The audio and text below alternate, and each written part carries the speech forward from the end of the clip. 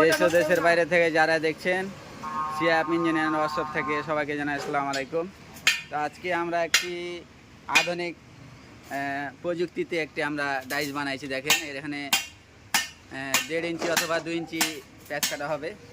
তো আমাদের হচ্ছে প্রধান যে হচ্ছে ওয়ার্কশপের মালিক সেই বানাইছে জিনিসটা। তো আনিসুর রহমান নান্টু ভাই। তো ভাই আসলে প্যাচটা কাটে দেখান দর্শককে, আপনি কেমন মানে প্যাচটা কাটতেছেন আর কি, ফিনিশিংটা কেমন হচ্ছে? একা একা কাটা যাবে? একদম কি আপনার এই লেদ মেশিনের মতো প্যাচ হবে নাকি?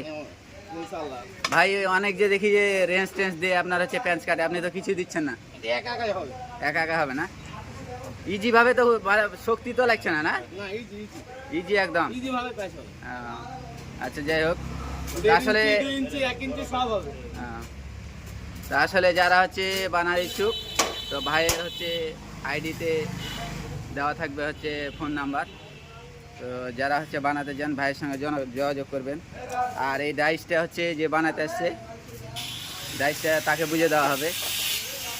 আচ্ছা প্যাচটা লাগাই দেখবেন ভাই, একটু দেখি কেমন আছে।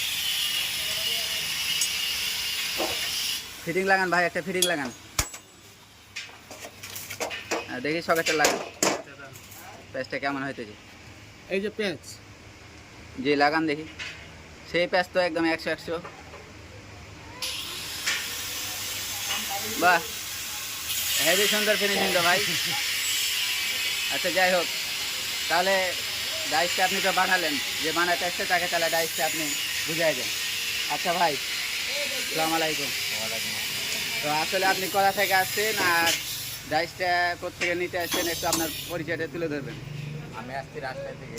জি, ডাইসটা ভাইয়ের এখানে আসলাম, ভাইয়ের নাম্বার নিয়ে আসলাম, আসে ডাইসটা ভাই বানিয়ে দিল। জি, ভাইকে বললাম যাতে ডাইস বানিয়ে দেন, ভাই নিজের প্রযুক্তি যেটা বানিয়ে দিয়েছে, এখন বানিয়েছে। তো ডাইসটা কি আপনার মনের মতন সে বানিয়ে দিতে পারে? 100 ভাবে ভালো হয়েছে ডাইসটা। আপনার মনের মতো পছন্দ? হ্যাঁ, অনেক ভালো। তাহলে যারা বানাতে চাইবে অবশ্যই ভাইয়ের সঙ্গে যোগাযোগ হ্যাঁ, করবে। অবশ্যই। আচ্ছা ঠিক আছে ভাই, তাহলে সবাইকে জানাই আসসালামু আলাইকুম। আপনার ডাইসটা আপনি বুঝলেন না? দেখেন প্যাচটা ঠিক আছে, সুন্দর হয়েছে, একদম অরিজিনাল।